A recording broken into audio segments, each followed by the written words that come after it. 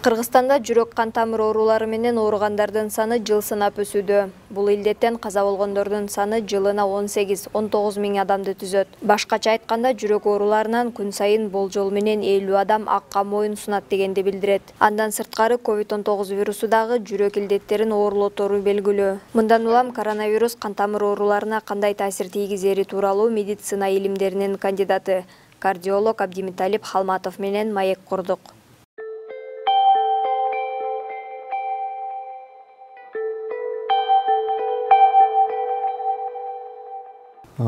Эми биринчиден биздин статистика боюнча өзүңүз жогоруда айтып өттүңүз.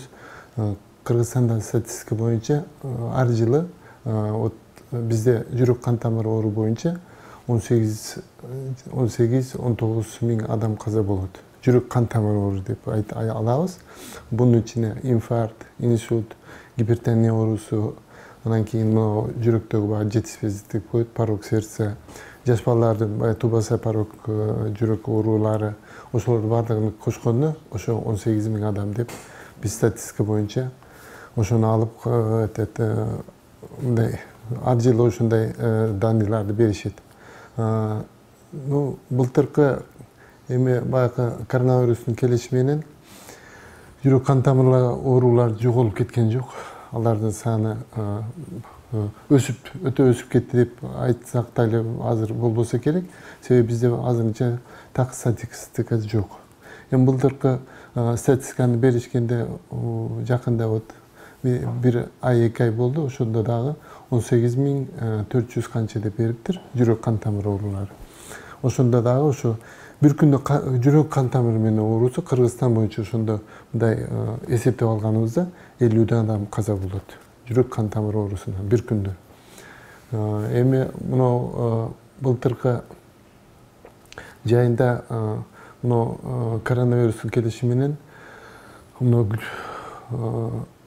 өзүңүз билесиз, эч ким даяр болгон эмес. Бул оору жаңы болгондугу үчүн бизде дагы практика жок. Эч кандай мындай күтүлө турган, даярдык күтүлө турган жакшы мындай медицина жактан биз мындай жакшы кылып медицина бар жокто камсыздап күтүп алганыбыз жок. Бунун өз себептери өзүңүз билесиз, көп себептери. Эң биринчиси бул жаңы оору болуп калды. Муну кандай лечение кылыш практикада мурда бизде болгон эмес. Ошон үчүн муну өзүбүз көрүп, өзүбүз колубуз менен өткөрүп, анализ кылып, ооруларды айыктырып, канча адамдар өтүп кетти өзүңүз көрдүңүз кокустан. Ошолорду карап, эми статистика менен акырын көрүп атабыз, билип атабыз. Ошо оорунун артынан дагы жүрөк кан тамырдын менен ооруган оорулардын мындай акыбалы оорулашып, ошого вирус түздөн-түз таасирин тийгизди, терс таасирин тийгизди.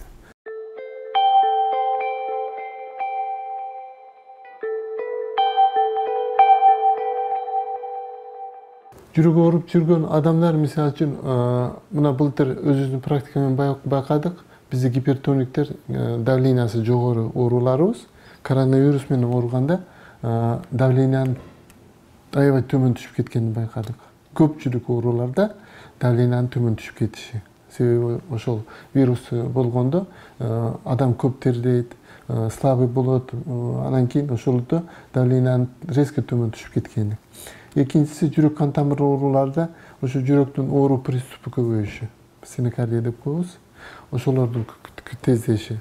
Анан көпчүлүк оорулар, эми бул коронавирус биз байкадык, бардык эски ооруларды, эски дарттарды козгойт экен. Ошон үчүн мурдакы болгон оорулар, кимде кандай оору болсо ошолор козголду. Кеминде баягы ашказан оорулары, ашказандагы жара оорулары, өттөн ооругандары, анан кийин кан диабети аябай көтөрүлүп кетет экен, кандагы канттын немеси составы. Анан кийин ошо жүрөк кан тамыр оорулар, анан жүрөктүн немеси эти, мышцасы, миокардит деп коебуз, ошону шамалдап калышы. Анан жүрөктүн капчасында суу пайда болуп калат. Ошо менен жүрөк кан тамыр оорулары келип чыгышы, миокардит оорусу болуп калышы, акыркы убактарда тез катталып турат.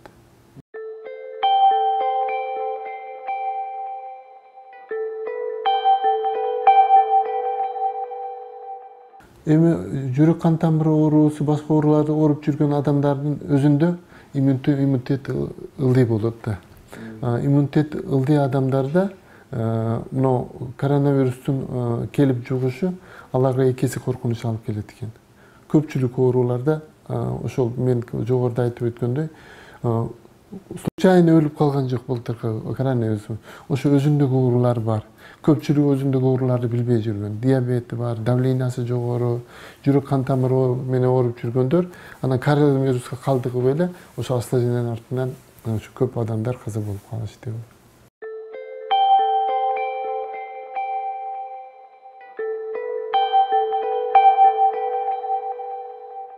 Жүрөк оорулардын мындай жашы өтүп калгандарга, анан кийин жашы өтүп калган адамдарда, каар адамдарда көп жаман таасирин тийгизет экен.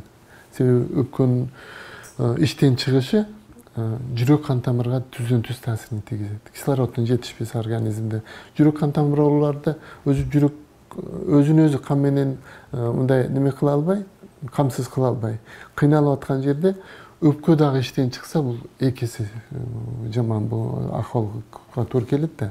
Демек баягы организмдеги сатурация кислороддун түшүп кеткени жүрөк кан тамыр ооруларга түздөн-түз ишеме деп коебуз. Жүрөктөгү кардиограмма жаман болушуна, жүрөктүн акыбалынын жаман, оорунун жүрөктүн приступунун тез болушуна алып келет экен.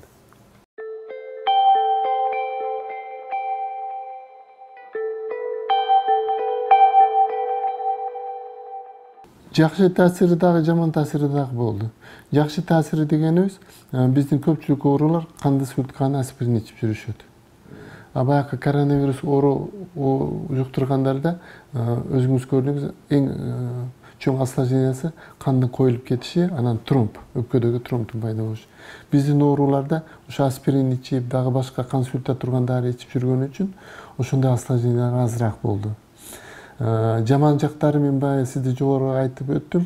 Коронавирус менен ооруп калгандан кийин ошо давлениясы жогору адамдардын көпчүлүгүнүн давлениясы түшүп кетип калды. Ошолордо дарыларды бир аз коррекция кылып, врачтын көзөмөлүндө болуш керек. Убактынча ошо баягы давление түшүрө турган көпчүлүк дарыларды убактынча токтотуш керек болот экен. Ооба, себеби давление резко түшүп кетти. Көпчүлүк ооруларды биз байкадык бул жерде.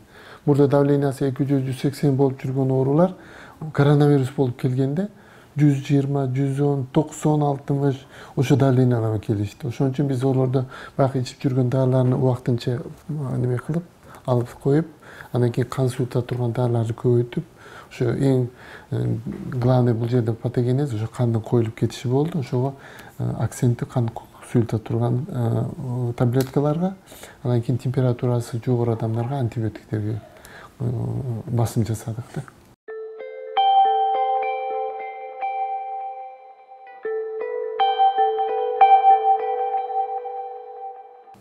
Тилекке каршы коронавирус болгондо да көпчүлүк адамдар келгендерден көрдүк, симптому жок оору болду.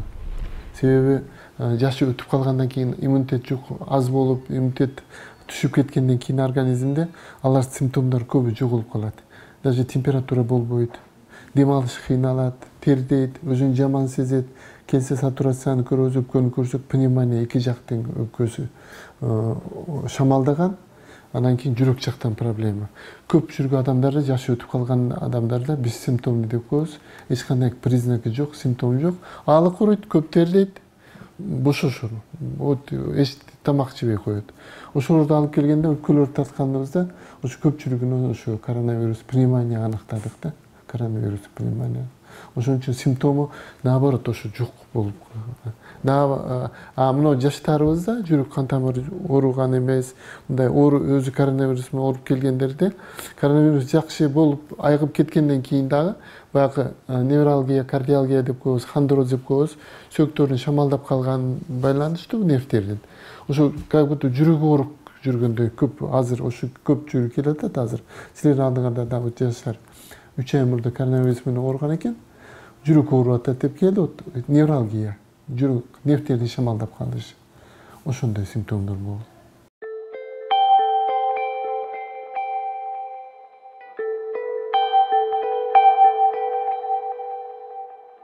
Айырмасына Муну азыркы убактарда биз пульс оксиметр менен байкап атабыз кислороддун түшүп кеткени. Коронавирус менен ооруп өпкө шамалдаганда немеси сатурация түшүп кетет. Кандагы сатурация түшүп кетет. Ошондон көпчүлүк байкап көрүп атабыз. А жүрөк кан тамыры ооругандарда сатурацияны түшүп кетпейт. Аларда симптомдору башка.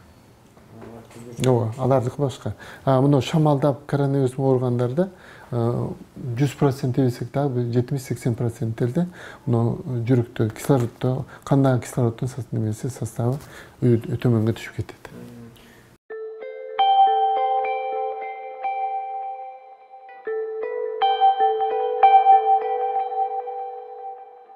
Эми азыр коронавирус жуктуруп алса, биринчи акцентти биз коронавирус лечение кылганы жумшайбыз.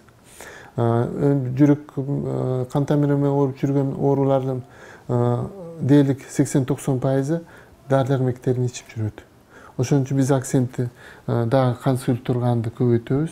Себеби мына коронавирус менен анан кийин организмде температурасы жогору болуп, башка неме болсо, ошо дополнительно кошумча дары-дармектерди кошуп, уколдорду кошуп, ошо коронавирус тезирээк айыктырганга аракет кылабыз. Бул орто жаш, кары жаш эмеге карабайт. Биринчи очередь ошо коронавирус аныкталган болсо, биринчи ошону дарылап туруп, жүрөк кан тамырларды ошол ичип аткан дарыларды коррекция кылып карап беребиз да.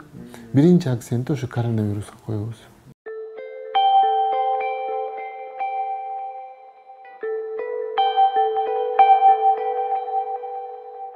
Жүрөк ооруга мен жогоруда айтып өттүм, ошол жүрөктүн оорулардын жамандашына алып келет. Себеби жүрөк оору болгондо башка инфекциянын кошулушу ошо жүрөктүн өзүн дагы оорулардын жамандашына алып келет. Ошон үчүн ошолорго дарыларды күчөртөбүз. Кандай оорубуз кайсы жактан давление көтөрүлүп кетсе давлениясына, жүрөк баягы приступу көбөйсө ошолорго каршы дарыларды беребиз. Анан кийин ошо баягы мен айттым, жүрөктүн этини шамалдап калыш миокардит. Аларды көпкө чейин карашыбыз керек, 6 ай 1 жылга чейин, пока жүрөктүн өзүнүн полный калыбына келип алышына чейин. Эч болбогондо 1 жылга чейин каралып туруш керек. Өзүнө полный, ооба. Дайыма келбесе дагы, мисалы үчүн жүрөктө проблема болсо, 1-2 ай 3 айда бир келип, жүрөктү көрүп, жүрөктү динамикада көрүп, кардиограмма тартып, жүрөктү УЗИ кылып, кайсы дарыларды ичип атат, ошолорду доктурлар коррекция кылып бериш керек. Дарылагандан кийин көпчүлүк адамдарда башка вирус менен ооругандарда дагы, ооруп өткөндөрдө дагы пневмония менен. Астенический синдром деп коет, көбүндө ал жок болот. Көп тертей турган болот. Анан кийин невралгия деп коет, ошо көпчүлүгүн ошо сөөктөр ооруйт, нервтер ооруйт экен. Ошон үчүн көпчүлүк ооруп келет ошо коронавирустан кийин, жүрөгүм ооруп атат деп. Ал невралгия, остеохондроз, ошо эриски дарттардын козголушуна алып келет экен. Көпчүлүк адамдар аябай көп тердейт. Көпчүлүк адамдарда аалык куруп, слабость болот. Ошолорго биз восстановительный периоддо көбүрөөк дыхательный гимнастика жасаш керек. Өзүнү кыйнабай, бирок көбүрөөк басыш керек. Тамакты бир аз жакшыраак жеш керек. Витаминдерди ичиш керек. Витаминдик терапия. Эми азыр жер жемиштер жакшы чыгып баштады. Ошолордун көбүрөөк витаминдерди ичип, бир аз иммунитетти көтөрүшкө акцент кылабыз.